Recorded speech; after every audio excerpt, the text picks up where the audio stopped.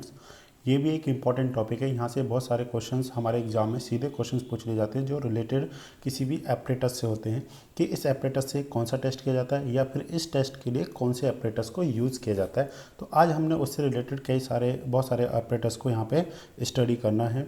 ठीक है, तो यहाँ पे हम लोग देख रहे हैं फर्स्ट जो विकेट ऑपरेटर्स है, इस में हमने जो स्टडी करना है वो है हमारे पास it is used to determine consistency and initial oblique final, जो हमारे पास क्या है final setting time of cements and mortar paste है। मतलब है जो विकेट ऑपरेटर्स का हमने जो यूज़ करना है वो किस किस के लिए करना है, इनिशियल ऑब्लिक फाइनल सेटिंग के लिए करना है। अच्छा देखिए, जो हम यहाँ पे देख पा रहे हैं ये हमारे पास क्या है, ये हमारे पास है विकेट ऑपरेटर्स। इसमें हमने तीन चीज़ों को स्टडी करना होता है। एक तो हमारे पास ये प्लंजर है, एक हमारे पास ये स्क्वायर निडल है और एक हमारे पास ये एनुलर कॉलर होता है।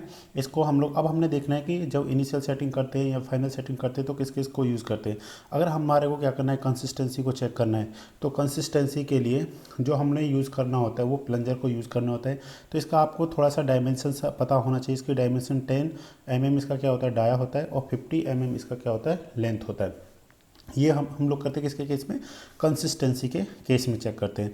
जो हमारे को इनिशियल सेटिंग के केस में करना होता है वो क्या होता है, 1 mm स्क्वायर रेडियल होता है। एक्चुअली हमारे एग्जाम में पूछा गया था इसलिए हमको बताना पड़ रहा है इसको। नेक्स्ट हमारे पास है ये हम लोग करते हैं फाइनल सेटिंग के केस में हम लोग इसको यूज़ करते हैं। फाइनल सेटिंग के केस में हम लोग इसको यूज़ करते हैं। अच्छा, थोड़ा सा और समझने की कोशिश करते हैं कि कंसिस्टेंसी टेस्ट क्यों किया जाता है। क्योंकि जब हमारे को initial final setting test, soundness test और जो कंप्रेसिव स्ट्रेंथ या टेंसाइल स्ट्रेंथ टेस्ट करने होते हैं तो उसके केस में हमारे को वाटर कंटेंट पता होना चाहिए कि कितना वाटर हमने क्या करना, पेस्ट बनाने के लिए यूज़ करना होता है। तो वो वाटर जो हम लोग क्या करते हैं, ऐड करते हैं, वो on the basis of consistency हम लोग क्या करते हैं, यूज़ करते हैं। तो कंसिस्टेंसी चेक करने के लिए जैसे हमारे पास ये क्या है, यहाँ पे मोल्ड है।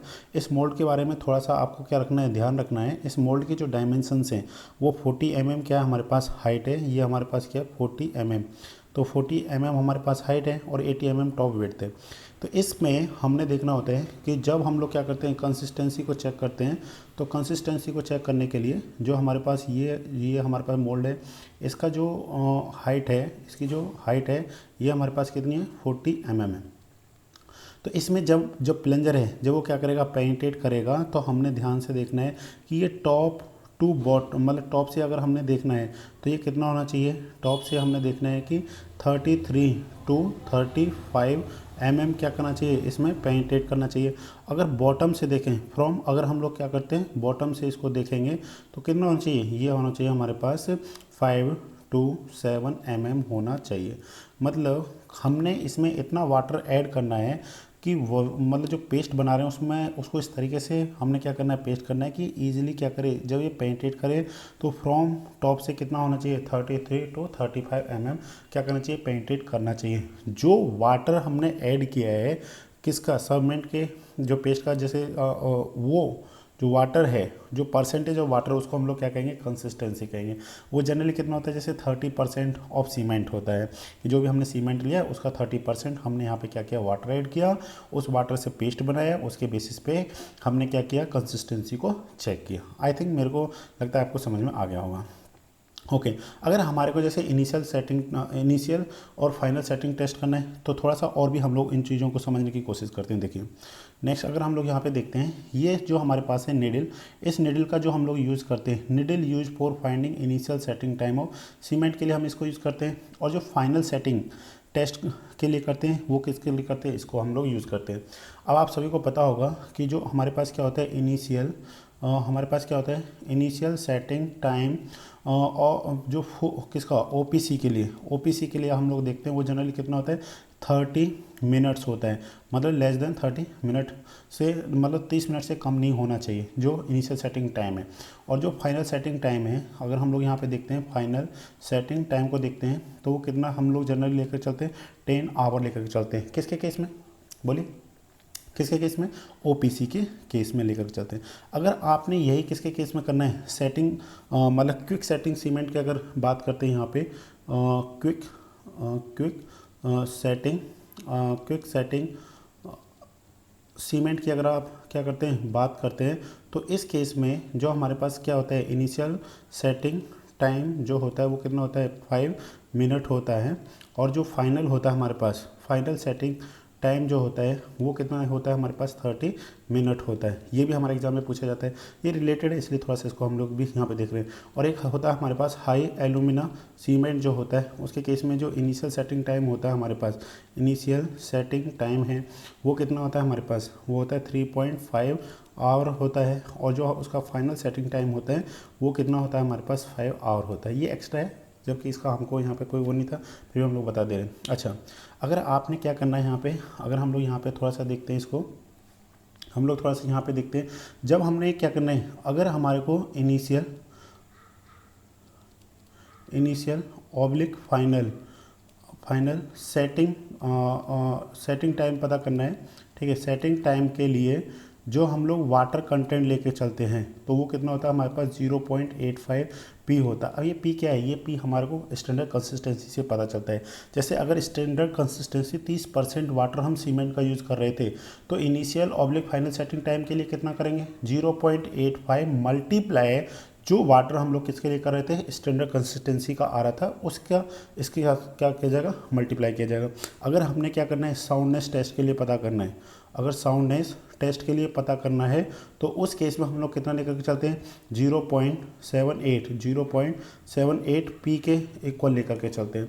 अगर हमारे को किसका पता करना है, कंप्रेसिव स्ट्रेंथ के लिए लेकर के चलना है, ठीक है ना, कंप्रेसिव स्ट्रेंथ के लिए लेना है तो उस केस में हम लोग लेकर चलते हैं P/4 + 3 ब्रैकेट क्लोज, और ये सब किस में होता है परसेंटेज ऑफ जो हमारे पास क्या होता है कंबाइंड, किसका है कंबाइंड सीमेंट प्लस किसका होता है सैंड के इक्वल होता है। तो यहाँ से रिलेटेड जो भी क्वेश्चंस बनते हैं वो मैंने आपको सारे क्वेश्चंस बता दिए कि विकेट ऑपरेटर्स किसके लिए यूज़ किया जाता है, वो initial setting time, final setting time और विकेट कंसिस्टेंसी के लिए हम लोग इसको क्या करते हैं यूज़ करते हैं। तो यहाँ से हमारे को थोड़ा सा समझ में आ जाएगा। ये एग्जाम में हमसे पूछी जाती है, ये एनुलर क्या है कॉलर है, और इसमें ये क्या होती है निडल होती है। इसके बेसिस पे हम लोग initial setting time final setting time को फाइंड करते हैं। नेक्स्ट है हमारे पास साउंडनेस टेस्ट, ये भी बहुत इंपॉर्टेंट है। अब हमारे एग्जाम में जो क्वेश्चन आता है साउंडनेस टेस्ट हम लोग किस एपरेटस की हेल्प से करते हैं, तो हमारे को बताना है लीच एपरेटस की हेल्प से करते हैं। ध्यान देना इस जगह पे आपने कंफ्यूज नहीं होना है। हम दो पढ़ते हैं, एक तो होता है लीच एपरेटस, एक होता है लीच फ्लास्क। लीच फ्लास्क की हेल्प से हम लोग क्या फाइंड करते हैं, उसकी हेल्प से हम लोग फाइंड करते हैं specific gravity of cement find करते हैं, जबकि लीच एपरेटस की हेल्प से क्या फाइंड करते हैं साउंडनेस टेस्ट फाइंड करते हैं। फ्लास्क से स्पेसिफिक ग्रेविटी और एपरेटस से जो है हमारे पास साउंडनेस टेस्ट पता करते हैं, साउंडनेस टेस्ट करते हैं हम लोग सीमेंट का। यहाँ पे क्या है, अब हम लोग थोड़ा सा समझने की कोशिश करते हैं साउंडनेस और अनसाउंडनेस क्या होता है। तो साउंडनेस का मतलब होता है the ability of cement to retain its volume after its gets harden is known as soundness of cement. इसका सिंपल सा मतलब है कि जब सीमेंट हार्ड हो जाता है तो वो अपने वॉल्यूम को क्या रखता है, रिटेन या मतलब उसको इंक्रीज नहीं होने देता है। That means the cement should be at a minimum volume change after its gets harden. परंतु जब थोड़ा सा हार्डन होता है तो थोड़ा बहुत उसमें क्या होता है चेंजेज होता है, मतलब उसका वॉल्यूम क्या होता है थोड़ा सा चेंज होता है, परंतु वो चाहता है कि ना हो परंतु हो रहा है, ठीक है। The test conducted to identify the excess amount of lime, but lime के कारण उसमें क्या होता है, एक्सेस लाइम के कारण उसमें क्या होता है एक्सपेंशन होता है। अगर एक्सपेंशन जो हो रहा है उसको हमने क्या करना है मतलब फाइंड करना होता है कि कितना एक्सपेंशन हो रहा है, वो हम किसकी हेल्प से पता करते हैं साउंडनेस टेस्ट ऑफ सीमेंट का, मतलब साउंडनेस टेस्ट ऑफ सीमेंट उसको कहते हैं। ध्यान दीजिए, अब जो एक्सपेंशन है ध्यान देना, इसमें दो ही चीज़ें हमारे को ध्यान देना है कि जो एक्सपेंशन है जो हमारे पास क्या है एक्सपेंशन है, ठीक है ना, एक्सपेंशन ऑफ, ठीक है, एक्सपेंशन किससे ज़्यादा नहीं होना चाहिए, can not greater than 10 mm। अगर एक्सपेंशन हमारे पास 10 mm से ज़्यादा हो जाएगा तो उस टाइप के सीमेंट को हम लोग क्या बोलते हैं अनसाउंड सीमेंट बोलते हैं। क्या बोलते हैं उस सीमेंट को हम लोग अनसाउंड सीमेंट बोलते हैं, और जो हम लोग जनरली यूज़ नहीं करेंगे, ठीक है ना। परंतु क्या होना चाहिए एक्सपेंशन लेस देन क्या होना चाहिए 10 mm होना चाहिए। अगर लेस देन 10 है तो उसको हम लोग क्या होते हैं, साउंड सीमेंट बोलते हैं। और जो एपरेटस है वो हमारे पास ये एपरेटस है, ठीक है ना, इसको हम लोग ये ली चैटियर एपरेटस है, ठीक है ना। इसका जो लेंथ होता है वो 165 mm में, एक बार एग्जाम में पूछा गया है इसको भी, ठीक है ना। इसका जो डाया होता है ये 30 mm होता है, ठीक है। अब नेक्स्ट देखते हैं हम लोग, ये किसके कारण है, ये ध्यान देना, ये इंपॉर्टेंट पॉइंट क्या है, एक्सिस अमाउंट ऑफ लाइम। अगर उसमें एग्जाम में क्वेश्चन आया कि axis amount of lime only, ध्यान देना, ओनली लाइम अमाउंट के कारण जो क्या हो रहा है, एक्सपेंशन होता है, एक्सिस लाइम के कारण जो एक्सपेंशन होता है उसका जो टेस्ट किया जाता है वो ली चैटियर एपरेटस से किया जाता है। नेक्स्ट है हमारे पास ऑटोक्लेव टेस्ट। इस टेस्ट में हम लोग देखते हैं इस टेस्ट को देखिए, इससे भी हम लोग साउंडनेस पता करते हैं, ये भी साउंडनेस, ये भी वही है, सेम एक्सपेंशन, सेम हम लोग देख रहे हैं यहाँ पे भी। परंतु ऑटोक्लेव टेस्ट को कब किया जाता है, जब both lime and magnesia, lime के साथ में क्या आ जाए, मैग्नीशिया है। यही हमारे लिए इंपॉर्टेंट पॉइंट है इसमें, ठीक है ना। पर देखते हैं थ्योरी क्या मतलब है, क्या देखते हैं हम लोग यहाँ पे। एज पर Indian standard specification if the content of magnesia, ठीक है ना, ये किसके कारण है, magnesium is greater than 3% in cement, then autoclave test is performed which is sensitive to both lime and magnesia के केस में होता है।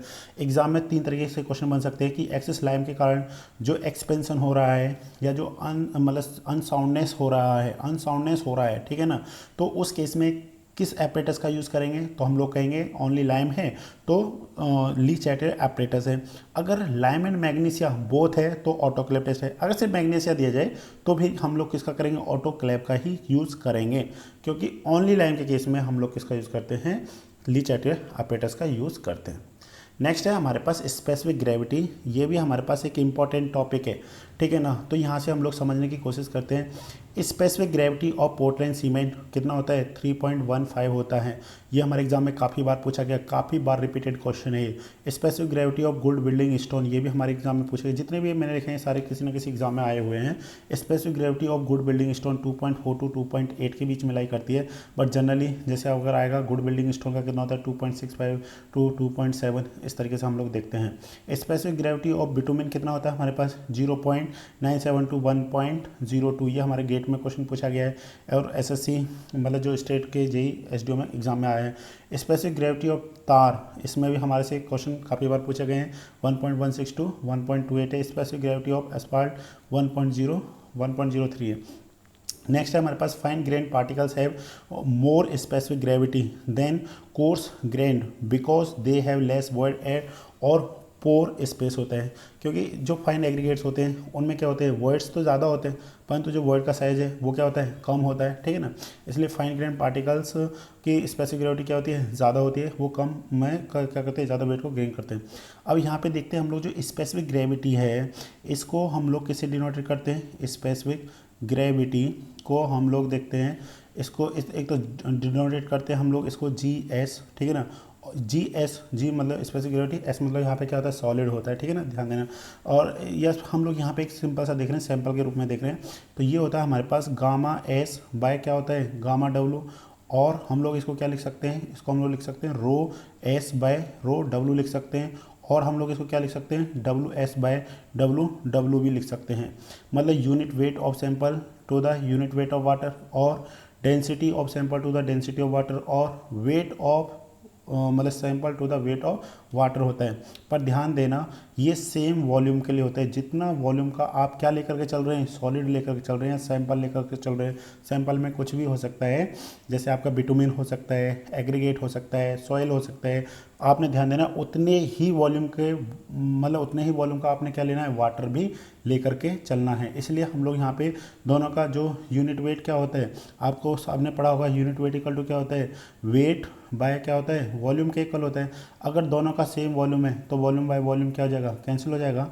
अगर आप यहाँ से थोड़ा सा और भी देखना चाहें, और भी डिटेल में देखना चाहें, GS इक्वल टू क्या हो जाएगा हमारे पास, जैसे यहाँ पे अगर हम लोग देखें WS बाय VS, और यहाँ पे कितना हो जाएगा, WW by VW, but condition क्या है यहाँ पे, VS इक्वल टू VW, तो ये दोनों क्या हो जाएंगे, कैंसिल हो जाएंगे। फाइनली अगर आप यहाँ पे देखेंगे तो WS बाय किसके हो जाएगा, WW के इक्वल हो जाएगा।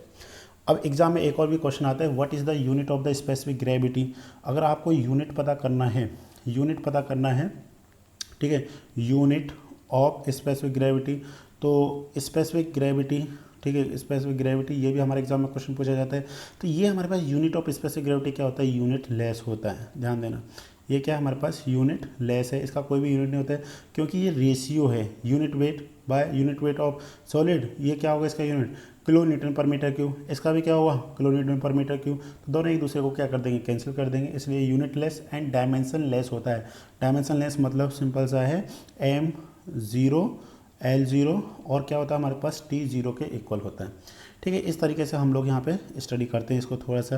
तो जितना भी क्वेश्चन था, और ये कितने टेम्परेचर पे ले जाता है, एट 4 डिग्री सेंटीग्रेड टेम्परेचर पे हम लोग क्या करते हैं, इसको कंसीडर करते हैं।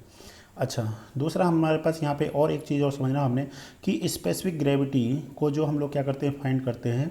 ठीक है, स्पेसिफिक ग्रेविटी को जो हम लोग फाइंड करते हैं, वो जनरली जो इक्विपमेंट हम लोग यूज़ करते हैं वो हमारे पास होता है पिक्नोमीटर। पिक्नोमीटर की हेल्प से हम लोग क्या करते हैं, स्पेसिफिक ग्रेविटी को फाइंड करते हैं। अगर सीमेंट के केस में देखेंगे तो हम लोग क्या करते हैं, ली चैटियर फ्लास्क का यूज़ करते हैं, बट जनरली हम लोग किसका यूज़ करते हैं, पिक्नोमीटर का यूज़ करते हैं। एक आपने ध्यान देना है, मैं आपको थोड़ा सा समझाता हूँ यहाँ पे। ये ध्यान देने वाली बात है कि जैसे अच्छा ठीक है, हम लोग देखते हैं, इसको थोड़ा सा समझने की बात करते हैं। जो हमारे पास पिक्नोमीटर है उसका शेप अगर आप थोड़ा सा समझने की कोशिश करेंगे ना, कुछ इस तरीके से हमको क्या करता है, दिखाई देता है। ठीक है, थोड़ा सा इस तरीके का रहता है। इसकी जो कैपेसिटी है ना, कैपेसिटी जो होती है वो 900 ml होती है। ठीक है, इस तरीके का होता है हमारे पास, यहाँ पे इस तरीके का होता है हमारे पास, इस तरीके का। तो इसका जो एक होल होता है यहाँ पे, ये होल का जो डायमीटर होता है वो 6 mm होता है। ठीक है ना, 6 mm होता है। इसकी कैपेसिटी कितनी होती है, 900 ml है। अब आपने समझना है इसको, स्पेसिफिक ग्रेविटी। अब हम लोग आपके मन में आ रहा होगा कि स्पेसिफिक ग्रेविटी कैसे फाइंड करेंगे। तो आपने हमने थोड़ा सा इसका सिंपल सा डायग्राम बनाते हैं इसका। जैसे ये हमारे पास है एक, तो थोड़ा सा प्लीज़ समझिए इसको ध्यान से क्योंकि ये टॉपिक बहुत इंपॉर्टेंट है। सेकंड, ये हमारे पास हो गया थर्ड, और ये हमारे पास हो गया फोर्थ। ठीक है, ये हमारे पास 4 हैं। अगर हम लोग किसका स्पेसिफिक ग्रेविटी, जैसे हम लोगों को पता करना है स्पेसिफिक ग्रेविटी ऑफ सॉइल। अगर हमारे को specific gravity of soil find करना है, ठीक है, कर हम किसी कर सकते हैं। तो ये हमारे पास एक एम्प्टी पिक्नोमीटर है और इसका वेट कितना है, मास कितना है, W1 है। ठीक है, ये हमारे पास, इसमें हमने क्या ले लिया, एक सॉइल सैंपल लिया। इसमें ये हमने क्या ले लिया, यहाँ पे एक सॉइल सैंपल लिया है। मतलब ये कौन सा सॉइल सैंपल है, ये ऐसा सॉइल सैंपल है जिसके अंदर मॉइस्चर्स नहीं है। इस सैंपल को हमने 105 से 110 डिग्री टेम्परेचर पे 24 आवर के लिए रखा है। पर ये ना तो ऑर्गेनिक सॉइल है और ना ही हाई जिप्सम सॉइल है, ये इनऑर्गेनिक सॉइल है कोई भी। ठीक है, इसका जो वेट है, इसका जो वेट है वो कितना है, W2 है। इसमें हमने सेम वॉल्यूम का हमने क्या लिया हुआ है, सॉइल तो सेम ही है, पिक्नोमीटर तो एक ही है ना। बस ये 4 स्टेज हैं इसकी। पहला स्टेज कौन सा है, दूसरा स्टेज, तीसरा स्टेज, चौथा स्टेज। अब हमने यहाँ पे तो इसमें क्या ले रखा है, सॉइल सैंपल ले रखा है इतने में, और इसमें हमने क्या कर दिया, वाटर को फिल कर दिया पूरा टॉप तक। ठीक है, ये एक्चुअल में यही है, हमने थोड़ा समझने के लिए इसको ऐसा बनाया है। और इसमें पूरे में क्या है, हमने यहाँ पे वाटर ले रखा है। ये हमारे पास है W4। ठीक है, ये हमारे पास क्या हो गया, W3, और ये हमारे पास क्या हो गया, W4। अब आपने ध्यान देना है, जो स्पेसिफिक ग्रेविटी है वो क्या होती है हमारे पास। स्पेसिफिक ग्रेविटी का अगर हम लोग यहाँ पे समझना चाहें तो GS इक्वल टू किसका हो जाएगा हमारे पास, WS बाय किसके इक्वल हो जाएगा, W के इक्वल हो जाएगा। मतलब weight of sample to the weight of water है। और यहाँ पे सैंपल क्या है हमारे पास, सॉइल सैंपल है। तो अगर आपको सॉइल सैंपल का पता करना है तो आप खुद समझिए, अगर W2 को थोड़ा सा स्टडी करना चाहें तो W2 इक्वल टू किसका हो जाएगा, W1 प्लस सॉइल इस सैंपल के इक्वल हो जाएगा। क्यों, क्योंकि W2 इस पूरे का है। पहले ये क्या था, एक एम्प्टी पिक्नोमीटर है। ये कैसा हमारे पास एक एम्प्टी पिक्नोमीटर है। ठीक है, एम्प्टी पिक्नोमीटर है, ये एम्प्टी पिक्नोमीटर है, जबकि इसमें क्या है, सॉइल सैंपल प्लस पिक्नोमीटर है। अब आपको बताइए, अगर आपको इस सॉइल का सैंपल चाहिए तो आप क्या करेंगे, अगर W2 में से W1 को सब्ट्रैक्ट कर दें तो आपको सिर्फ ये वाला सॉइल सैंपल मिल जाएगा। तो इस तरीके से ये क्या मिल जाएगा, वेट ऑफ सैंपल मिल जाएगा। और इसको मैं क्या कहूँगा यहाँ पे, W2 माइनस में इसको क्या कहूँगा, W1 के इक्वल कहूँगा। सेकेंड, अगर आपको यहाँ पे क्या पता करना है, W का पता करना है, वेट। अब कितने वेट का, जितने वेट का ये सॉइल सैंपल है उतने ही वॉल्यूम का हमको क्या चाहिए, वाटर चाहिए।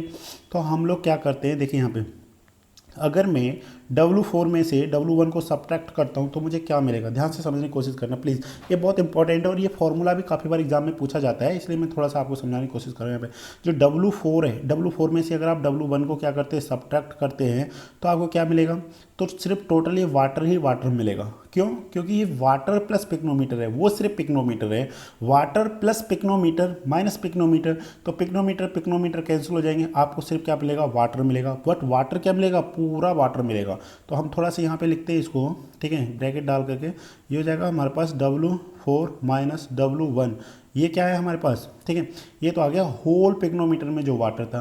क्या मुझे इतना वाटर चाहिए? नहीं, मुझे तो सिर्फ उतना ही वाटर चाहिए जितने वॉल्यूम का सॉइल सैंपल है। तो अच्छा ठीक है, हमको तो इतने वॉल्यूम का चाहिए, ये वाला जो है ना, ये वाला मेरे को चाहिए, ये वाला मेरे को नहीं चाहिए, ये नहीं चाहिए मेरे को, ठीक है, जो इसके ऊपर वाला ये नहीं चाहिए। तो मैं क्या करूं, अगर मैं इसको पता करने के लिए मैं एक काम करता हूं, मेरे को इतना ही वॉल्यूम पता करना पड़ेगा। तो अगर हम लोग देखिए, थोड़ा सा समझने की कोशिश करिए, अगर मैं ये देखिए थोड़ा सा और भी देखिए, अगर ऐसे थोड़ा सा अगर हम लोग इसको आगे बढ़ाने की कोशिश करें तो ये वॉल्यूम वाला, ये volume equal to this volume के इक्वल हो जाएगा। मतलब अभी हमारे पास एक्स्ट्रा वाटर कितना है, हमारे पास ये वाला एक्स्ट्रा वाटर है, अगर इस एक्स्ट्रा वाटर को मैं हटा दूं तो मेरे को यही वाटर मिल जाएगा। अब इस एक्स्ट्रा वाटर को कैसे हटाया जाए, तो इस एक्स्ट्रा वाटर के लिए हम लोग यहाँ पे देख रहे हैं W3 में से अगर मैं W2 को सब्ट्रैक्ट करूँ तो मेरे को क्या मिल जाएगा, ये वाला मिल जाएगा। अगर मैं W3 में से W2 को सब्ट्रैक्ट करता हूँ तो क्या मिलेगा, ध्यान से सोचिए, W3 is the summation of किस किस का है, pycnometer plus soil sample plus this water sample. अगर मैं W3 में से W2 को घटाता मतलब सब्ट्रैक्ट करता हूँ तो W3 में से जब W2 को कर रहे हैं तो एक तो सॉइल सैंपल है दोनों में, ये एक दूसरे को क्या कर देगा, कैंसिल कर देगा।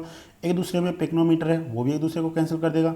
तो मेरे को W3 में से जब W2 को सब्ट्रैक्ट करेंगे तो ये वाला हमको क्या पता चलेगा, जितना वाटर पता चल जाएगा। अगर ये वाटर मेरे को पता चल जाता है तो अगर मैं इस टोटल में से इसको सब्ट्रैक्ट कर दूं, ध्यान दीजिए, इस टोटल में से जो W4 माइनस W1 से जो आ रहा है उसमें से अगर मैं इसको सब्ट्रैक्ट कर दूं तो मेरे को ये वाला वाटर मिल जाएगा। तो दैट्स मीन्स मैं यहाँ पे क्या लिखने वाला हूँ, देखिए, माइनस माइनस W3 माइनस किसके हो जाएगा, W2 के इक्वल हो जाएगा। ये हमारे पास एक फॉर्मूला है, बाय हेल्प ऑफ दिस हम लोग क्या कर सकते हैं, स्पेसिफिक ग्रेविटी क्या कर सकते हैं, फाइंड कर सकते हैं। तो स्पेसिफिक ग्रेविटी फाइंड करने के लिए W2 minus W1 bye W4 minus W1 इस तरीके से होता है। अगर मैं थोड़ा सा यहाँ पे और भी लिखने की बात करता हूँ और भी थोड़ा समझाऊँ तो W1 जो है ये क्या है हमारे पास, वेट ऑफ, ये हमारे पास है एम्प्टी किसका, हमारे पास पिक्नोमीटर का है। जो W2 है ये हमारे पास क्या बोलिए, W1 प्लस किसका हो जाएगा, वेट ऑफ सॉइल सैंपल के इक्वल हो जाएगा। जो भी हमने सॉइल सैंपल ले रखा है ध्यान देना इसमें, ठीक है ना, सॉइल सैंपल का है। अगर हम W3 की बात करते हैं यहाँ पे तो W3 इक्वल टू किसका हो जाएगा, W2 प्लस किसके इक्वल होगा बोलिए, यहाँ पे हो जाएगा। अब W2 में क्या है, plus wait of water.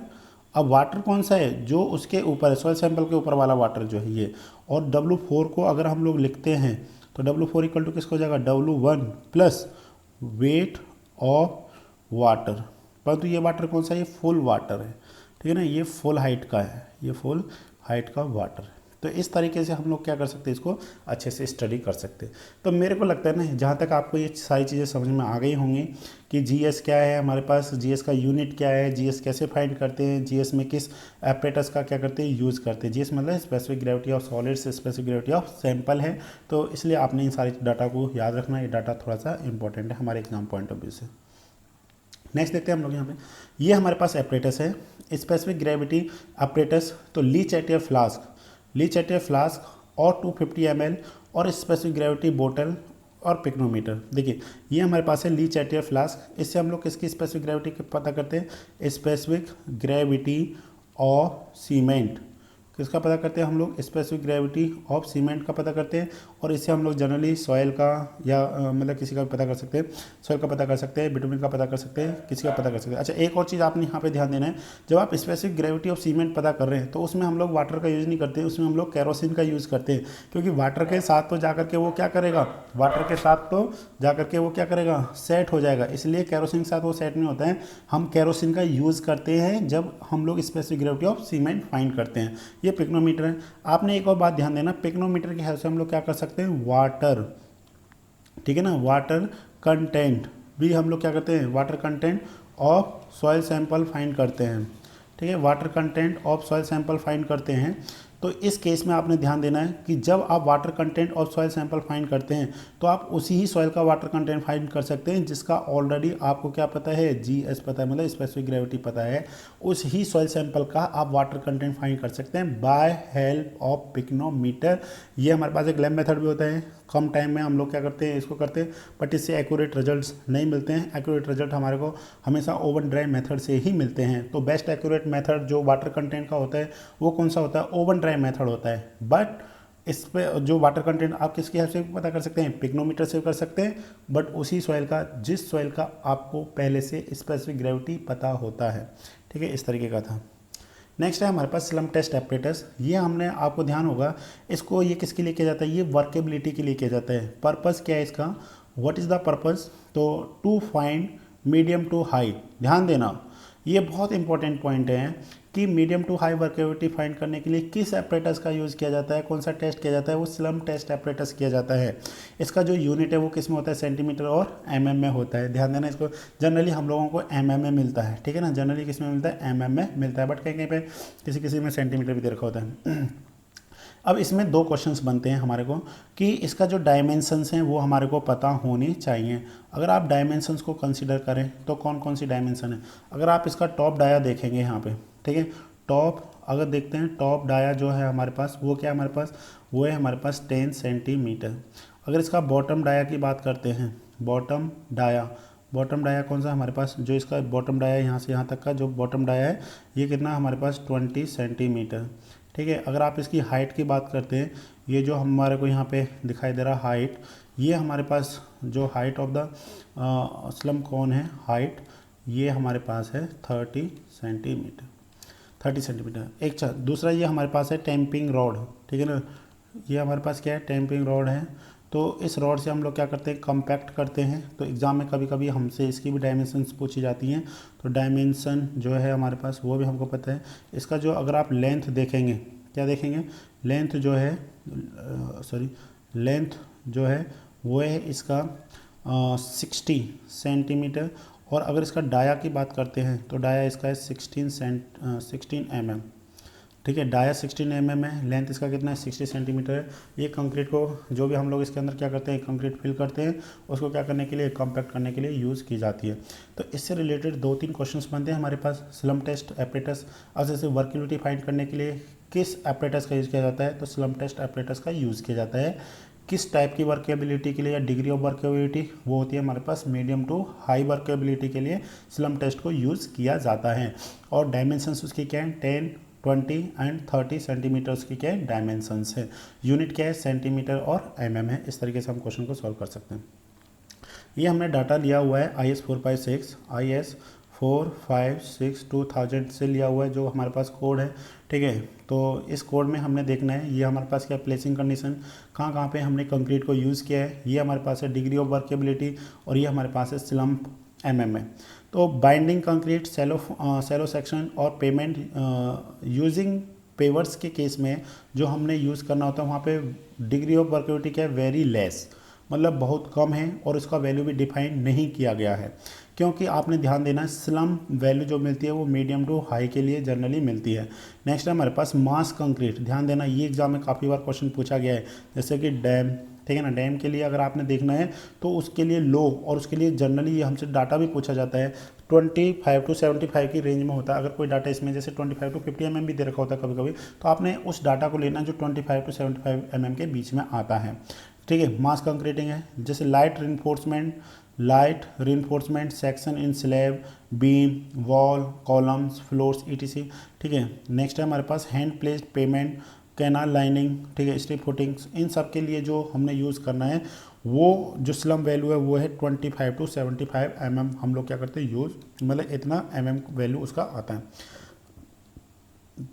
Heavy reinforcement section in slab, beam, wall, column, ये कौन सा है, हैवी, पहले वाला कौन सा था, लाइट था। तो इस केस में हमारे पास क्या है, मीडियम वर्केबिलिटी है, ठीक है, डिग्री ऑफ वर्केबिलिटी मीडियम है स्लिप फॉर्म वर्क में। तो इसमें जो वैल्यू होती है वो 50 to 100 और 75 to 100 के बीच में होती है। जैसे स्लिप फॉर्म वर्क के लिए केस में कितना होता है, 75 to 100 mm होता है। नेक्स्ट हमारे पास क्या है, स्लिम पम्प्ड कंक्रीट, पंप मतलब होता है जो पंप की हेल्प से नीचे से ऊपर लेकर के जाते हैं, पम्प्ड कंक्रीट ये ठीक है। इसमें क्या होता है, हाई होता है। और दूसरा कौन सा है, इन सिटू पाइलिंग के केस में इसमें कितना होता है 100 to 150 mm हम लोग क्या करते हैं कंक्रीटिंग का होता है। ध्यान देना, ट्रेंच पाइल के लिए, पंप कंक्रीटिंग के लिए आपने देखा होगा जब मल्टी स्टोरी बिल्डिंग बनाते हैं, एक दो तीन बनाते हैं, तो उस केस में हम लोगों को मतलब वहाँ पे मॉइस्चर कंटेंट क्या लेकर चलते हैं, हम लोग ज़्यादा लेकर के चलते हैं, जिससे ईजिली वो जो कंक्रीट है नीचे से ऊपर पहुँचाया जा सके। तो इसलिए इसमें मॉइस्चर कंटेंट थोड़ा सा ज़्यादा होता है, तो वो हाई वर्केबिलिटी को शो करता है। नेक्स्ट देखते हैं, ठीक है। नेक्स्ट है हमारे पास कंपैक्शन फैक्टर एपरेटस। ध्यान देना, हमारे पास 4 टेस्ट हैं। फर्स्ट अगर हम लोग पहले बात करते हैं, यहाँ पे 4 टेस्ट हैं जो वर्केबिलिटी के लिए करते हैं। एक होता है हमारे पास वी बी, ठीक है, वी एपरेटस है। सेकंड है हमारे पास कंपैक्शन फैक्टर, ठीक है ना, कंपैक्शन फैक्टर है। और जो तीसरा है हमारे पास, थर्ड जो है वो है हमारे पास स्लम्प टेस्ट है। और जो फोर्थ नंबर पे है वो हमारे पास है फ्लो टेबल और टेस्ट है, फ्लो टेबल टेस्ट। ये 4 है हमारे पास, इनको हमने ध्यान से पढ़ना है। V compaction factor, slump test, flow table test होता है। अब ध्यान देना, एक जो क्वेश्चन बनेगा, अगर एग्जाम में क्वेश्चन आता है very low to low workability by help of which operators या विच टेस्ट से हम लोग पता करते हैं, तो वो कौन सा होता है, वी टेस्ट होता है। लो टू मीडियम, ठीक है ना। इसमें हमने देखा यहाँ पे लिखा हुआ है कंपैक्शन फैक्टर, ये ऑलरेडी ये पर्पज़ क्या है, to find low to medium workability of concrete के लिए हम लोग किसका यूज़ करते हैं, कंपैक्शन फैक्टर एपरेटस का यूज़ करते हैं। The compaction factor is defined as the ratio of, जो कंपैक्शन फैक्टर सी एफ का अगर जो आपने क्या करना है वैल्यू पता करना है, वो वैल्यू किसके इक्वल होता है हमारे पास, ये होता है गामा अपॉन, ये भी गामा है, परंतु ये कौन सा होता है हमारे पास, पार्शियली कंपैक्टेड है, और जो कि ये हमारे पास कौन सा होता है, फुली कंपैक्टेड होता है। इन दोनों का जो रेशियो होता है वो क्या होता है, कंपैक्शन फैक्टर होता है। और ये ऑलवेज लेस देन क्या होता है, 1 होता है। क्योंकि आप खुद सोचिए, एक कंक्रीट है जिसको पार्शियली कंपैक्टेड किया गया है, एक कंक्रीट जिसको फुली कंपैक्टेड किया गया है, तो ऑब्वियसली उसका यूनिट वेट ज़्यादा होगा जो फुली कंपैक्टेड होगा कंपेयर टू जो हमारे पास क्या होगा, पार्शियली कंपैक्टेड होगा। इसलिए इसका वैल्यू ऑलवेज लेस देन क्या होता है, 1 होता है। और इसका जो यूनिट होता है वो कैसा होता है, यूनिट लेस होता है। इसका कोई भी यूनिट नहीं होता है, क्योंकि ये क्या एक रेशियो है, unit less and dimension less है। M0, L0 और T0 है। इस टाइप का एपरेटस आपने देखा होगा, कंपैक्शन फैक्टर टेस्ट है, ठीक है ना। इसमें ये हॉपर्स लगे हुए हैं। सबसे पहले हम लोग कंक्रीट को क्या करते हैं, इसके अंदर फिल करते हैं, फिर यहाँ से इसको ओपन करते हैं तो कंक्रीट इसमें आती है, फिर इसको ओपन करते हैं तो कंक्रीट इसके अंदर आती है। तो एक बार तो इसका वेट करेंगे और एक बार इसको फुली कंपैक्टेड करेंगे, उन दोनों का रेशियो लेंगे, ठीक है। और जो रेशियो आएगा उसी को हम लोग क्या बोलते हैं, कंपैक्शन फैक्टर बोलते हैं। उसी के बेसिस पे फिर हम लोग क्या करते हैं, इसको तैयार करते हैं। मैंने एक और बताना था यहाँ पे, ठीक है, थोड़ा सा मैं देखिए यहाँ पे वी जो है, वी ये किसके लिए है, very low to low. Compaction factor किसके लिए, low to medium. Slump test किसके लिए है, मीडियम टू किसके लिए, हाई के लिए। और जो फ्लो टेबल टेस्ट है ये किसके लिए होते हैं, वेरी हाई वर्केबिलिटी के लिए, हाई टू वेरी हाई के लिए हम लोग क्या करते हैं, फ्लो टेबल टेस्ट करते हैं। नेक्स्ट है हमारे पास डिग्री ऑफ वर्केबिलिटी और कंपैक्शन फैक्टर। अगर हमारे को दे रखा है वेरी लो, तो ये क्या सर हमको डाटा याद रखना पड़ेगा, यस ये डाटा आपको याद रखना पड़ेगा, क्योंकि जेई में ऐसे डाटा बेस्ड क्वेश्चन आते हैं हमारे एग्जाम में। वेरी लो 0.78, लो का कितना है 0.85 है, मीडियम का कितना है 0.92 है, हाई के लिए कितना होगा 0.95 है, और वेरी हाई के लिए एबव 0.95, बट लेस देन क्या होगा 1 होगा, क्योंकि 1 के बराबर नहीं होता है जनरली, ठीक है ना, लेस देन 1 ही होता है, 0.96 0.97 के अप्रॉक्सीमेट होता है। एग्जाम में जो काफ़ी बार क्वेश्चन पूछा गया है वो मीडियम पे पूछा गया है कि मीडियम पे कितना रहता है। तो मीडियम के केस में हमने थोड़ा सा क्या करना है, ध्यान देना है कि जो वैल्यू आती है हमारे पास वो हमारे पास किसके इक्वल होती है, इसी के इक्वल होती है, 0.92 के इक्वल होती है। नेक्स्ट है वी कंसिस्टोमीटर एपरेटस। ये अब आप समझ रहे हैं यहाँ पे पर्पज़ क्या है, to find very low to low workability, ठीक है ना। ये हमारे पास क्या है, यहाँ पे ध्यान दीजिए, very low to low workability है कंक्रीट के लिए करते हैं। इसका जो यूनिट है वो ध्यान देना, ये कि यूनिट क्या इसका सेकंड में, इसका सेकंड है, ठीक है ना। और जो कंसिस्टोमीटर जो हमारे पास अभी कंपैक्शन फैक्टर था उसका यूनिट लेस था, और जो स्लम्प टेस्ट में था उसका क्या था, ये हमारे पास एपरेटस है। इस एपरेटस को आपने देखा होगा लैब में, तो ये आपको देखने को वहाँ पे मिल जाएगा, ठीक है, इस तरीके का होता है हमारे पास। और यहाँ पे हमारे को थोड़ा सा डाटा दे रखा है, वर्केबिलिटी डिस्क्रिप्शन, यहाँ पे वर्केबिलिटी मेजरमेंट है, ये स्लम्प है, स्लम्प का यूनिट क्या होता है, mm होता है। देखिए कॉम्पैक्शन फैक्टर का कोई यूनिट नहीं है। और जो वी टाइम हम लोग पता करते हैं, ये किस में पता करते हैं, सेकंड्स में पता करते हैं। और यहाँ पे थोड़ा सा आपने ध्यान देना है कि वेरी या एक्सट्रीम ड्राई के लिए कितना होता है, 32 to 18 होता है। वेरी स्टिफ के लिए कितना होता है, 0.70 या 18 to 10 सेकेंड्स होता है। स्टिप के लिए कितना होता है, अब देखिए extremely dry, very stiff plastic या फ्लोइंग, इधर जैसे हम लोग ऊपर से नीचे की तरफ जा रहे हैं तो जो वाटर कंटेंट है वो क्या करता जा रहा है, इंक्रीज करता जा रहा है। अगर वाटर कंटेंट इंक्रीज करेगा तो उस केस में क्या होगा, मतलब वर्केबिलिटी की वैल्यू क्या करती जाएगी, बढ़ती हुई जाएगी। ठीक है, स्लम वैल्यू क्या करती जाएगी, बढ़ती हुई जाएगी, क्योंकि यहाँ पे वाटर कंटेंट क्या है, ज़्यादा होता जा रहा है। तो ये किसके केस में, कंपैक्शन फैक्टर के केस में, ये किसके में, वीवी के केस में है। तो इसलिए आपने इस तरीके से ध्यान रखना है, extremely dry, very stiff plastic और फ्लोइंग के केस में कितना होता है हमारे पास, इस तरीके से। नेक्स्ट हम लोग देखते हैं फ्लो टेबल टेस्ट, ये लास्ट टेस्ट है इसका, ठीक है ना, वर्केबिलिटी फाइंड करने के लिए। फ्लो टेबल टेस्ट और flow test is a method to determine consistency of fresh concrete होता है। Flow table test is also use to identify transportable moisture limit of solid bulk cargoes के लिए use करते हैं। नेक्स्ट है हमारे पास, it is use primarily for assessing concrete that is too fluid, मतलब बहुत ज़्यादा हाई वर्केबल के लिए इसको हम लोग क्या करते हैं, यूज़ करते हैं। तो हमारे एग्जाम में सिंपल सा आपने ध्यान रखना है, ये फ्लो टेबल है। आपने एग्जाम में सिर्फ इतना याद रखना है, फ्लो टेबल को हम लोग किस टाइप की वर्केबिलिटी के लिए यूज़ करते हैं। तो हाई वर्केबिलिटी के लिए हम लोग फ्लो टेबल को क्या करते हैं, यूज़ करते हैं। ठीक है, कंसिस्टेंसी या वर्केबिलिटी एक ही बात है। ठीक है, ये जो हमारे पास है, जो हम लोग क्या करते हैं, एक जगह से दूसरी जगह पे कंक्रीट को लेकर के जाते हैं तो उसमें उतना मॉइस्चर अवेलेबल होना चाहिए कि वो इजीली उसमें क्या ना कर जाए, सेट ना कर जाए। अच्छा, एक क्वेश्चन और यहाँ पे बनता है वर्केबिलिटी से रिलेटेड, वो आपने ध्यान देना है। ठीक है ना, वर्केबिलिटी से रिलेटेड एक क्वेश्चन है, वो पूछता है कि किस टाइप के एग्रीगेट्स की सबसे ज़्यादा वर्केबिलिटी, या किस टाइप का एग्रीगेट सबसे ज़्यादा वर्केबिलिटी शो करता है। तो वो कौन सा होता है हमारे पास, राउंडेड एग्रीगेट जो होता है। ठीक है ना, राउंडेड एग्रीगेट्स सबसे ज़्यादा वर्केबिलिटी को शो करता है। अगर कभी आपसे पूछा जाए, मैं एक और पॉइंट यहाँ पे बता दे रहा हूँ आपको, स्ट्रेंथ, मतलब स्ट्रेंथ किस एग्रीगेट का सबसे ज़्यादा होता है, तो वो किसका होता है, एंगुलर का होता है।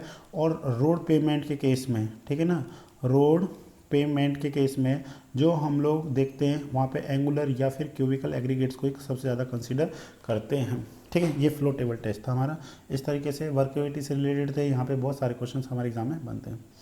नेक्स्ट है ब्रिकवेट एपरेटस, इसका आपने नाम सुना होगा। ठीक है, पर्पज़ इससे हम लोग दो चीज़ों के लिए ही यूज़ होता है इसका। ये हमारे पास ब्रिकवेट एपरेटस है, इस तरीके का जो है। ठीक है, जनरली इसका देखते हैं हम लोग।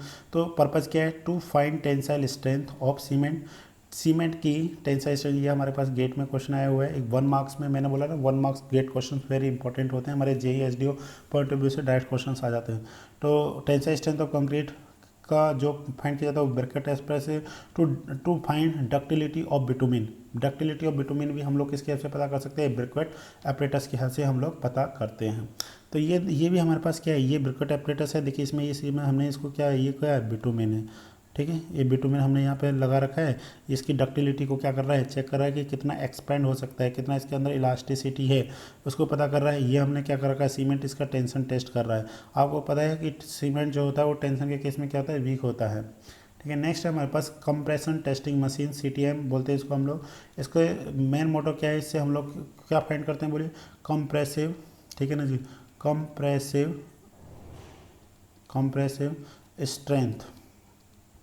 कंप्रेसिव स्ट्रेंथ ऑफ क्या होता है हमारे पास, जैसे कंक्रीट है, ठीक है, या कोई भी मोल्ड है, उसका हम लोग क्या करते हैं, कंप्रेसिव स्ट्रेंथ पता करते हैं by help of the CTM machine. ये कोई भी ब्रिक का, कोई भी स्टोन का हमको पता करना होता है तो हम लोग बाय हेल्प ऑफ CTM से क्या कर लेते हैं, पता कर लेते हैं। ठीक है, इस तरीके का होता है। नेक्स्ट हम लोग देखते हैं कंप्रेसिव स्ट्रेंथ ऑफ ब्रिक, ये भी थोड़ा सा इंपॉर्टेंट है, देखते हैं। Compressive strength of first class brick, ये काफ़ी बार एग्जाम में क्वेश्चन पूछा गया है, ठीक है जी। Compressive strength of first class brick कितना होता है, 105 kg पर सेंटीमीटर स्क्वायर है। Compressive strength of second class का कितना होता है, 70 kg पर सेंटीमीटर स्क्वायर है। और compressive strength of common building brick कितना है, 35 kg पर सेंटीमीटर स्क्वायर। अब देखिए ध्यान देना, आपने अब आप कुछ बहुत सारे स्टूडेंट्स क्या करते हैं कि वो याद तो कर लेंगे, जैसे 105 kg पर सेंटीमीटर स्क्वायर है, 105 kg पर सेंटीमीटर स्क्वायर है, बट क्वेश्चन में पता चला वो मेगा पास्कल में आ गया। अब वहाँ पे बहुत सारे स्टूडेंट्स होते हैं ना, वो उसको कन्वर्ट नहीं कर पा रहे होते हैं कि केजी पर सेंटीमीटर स्क्वायर को मेगा पास्कल में कैसे करें, और आते हुए क्वेश्चन को क्या कर देते हैं, गलत कर देते हैं।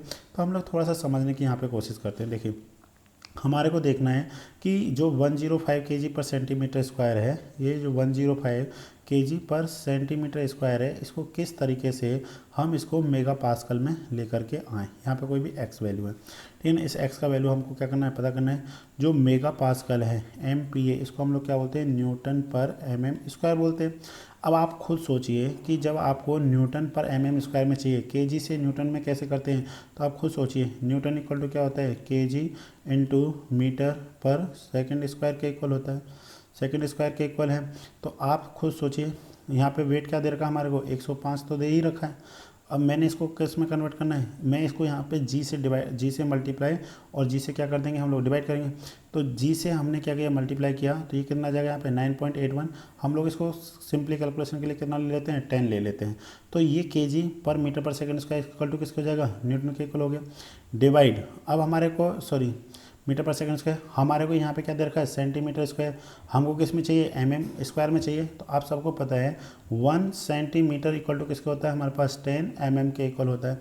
अगर आप 1 सेंटीमीटर स्क्वायर की बात करेंगे तो ये कितना हो जाएगा, 10 स्क्वायर का क्या हो जाएगा, होल स्क्वायर हो जाएगा। तो आप फाइनली देखेंगे तो ये कितना हो जाएगा, हमारे पास 100 स्क्वायर हो जाएगा। तो आप इसको क्या कर दीजिए, यहाँ पे 100 स्क्वायर से डिवाइड करिए, और ये क्या आ गया, न्यूटन। तो फाइनली जब आप इसको सॉल्व कर रहे हैं तो ये कितना आ जाएगा, 10 से 10 कैंसिल हो जाएगा, फाइनली आ जाएगा 10.5 न्यूटन पर स्क्वायर के इक्वल होगा। और न्यूटन पर स्क्वायर ही क्या कहलाता है, मेगा पास्कल कहलाता है। तो इस तरीके से हम लोग क्या कर सकते हैं, क्वेश्चन को सॉल्व कर सकते हैं। यही अगर वैल्यू अगर आप देखेंगे तो ये कितना हो गया हमारे पास, 10.5 मेगा पास्कल हो जाएगा। ये वैल्यू देखेंगे 7 मेगा पास्कल के इक्वल हो जाएगा, और ये वैल्यू कितना हो जाएगी, 3.5 मेगा पास्कल के इक्वल हो जाएगा। ये क्वेश्चन हमारे गेट में आया हुआ है, ठीक है ना, 1 मार्क्स का क्वेश्चन है। ठीक है, जो भी क्वेश्चन है इंपॉर्टेंट ना सारे बताए जाएंगे आपको, 1 मार्क्स क्वेश्चन है, और ये तो काफ़ी बार हमारे एग्जाम में आ जाता था, ठीक है ना, फर्स्ट क्लास ब्रेक का, ये तो JSD का फेवरेट क्वेश्चन है। नेक्स्ट देखते हैं हम लोग compressive strength of the stone का देखते हैं। तो ये आपने ध्यान देना है कि ग्रेटर देन एरिया, ये क्या होता है, लोड पर यूनिट एरिया। क्या हमारे पास बोलिए, load per unit area at which stone start cracking it should be greater than, मतलब जो हमारे पास क्या है, गुड बिल्डिंग स्टोन होता है उसकी स्ट्रेंथ क्या होती है, ग्रेटर देन, जो कंप्रेसिव स्ट्रेंथ है वो क्या होनी चाहिए, 100 मेगा पास्कल होनी चाहिए। सॉरी ये मैंने गलत बता दिया यहाँ पे, मतलब कि ग्रेटर देन 100 मेगा पास्कल है, ग्रेटर देन 100 मेगा पास्कल है, ना कि लेस देन, मतलब 100 से क्या होनी चाहिए, ज़्यादा होनी चाहिए, ग्रेटर होनी चाहिए। तो इसलिए थोड़ा सा इसको क्या करना है, ध्यान देना है, greater than 100 mega pascal to ensure the strength, ठीक है ना, ensure sufficient strength for use in किस में, हमारे पास कंस्ट्रक्शन में है। अब एक दो क्वेश्चन और भी हमारे पास स्टोन से बनते हैं, वो भी आप ध्यान दीजिए। एक पूछा जाता है कि वाटर अब्जॉर्प्शन, जो गुड बिल्डिंग स्टोन होता है वो किससे ज़्यादा वाटर अब्जॉर्प्शन नहीं कर सकता है, कैन नॉट ग्रेटर देन 5%, वो क्या है, वाटर एब्जॉर्प्शन, ठीक है ना, ये थोड़ा सा ध्यान देना,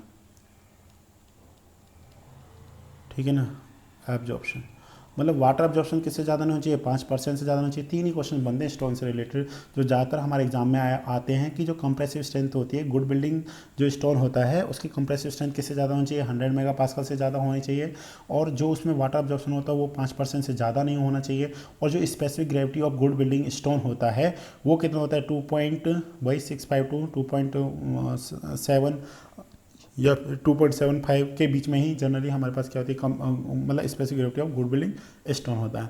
आपको ये 3-4 क्वेश्चन याद हैं, इधर ये आपके क्वेश्चन याद हैं, तो यहाँ से छोटी छोटी बात है ना, ये सारा आपके क्वेश्चन को सही कर देंगे।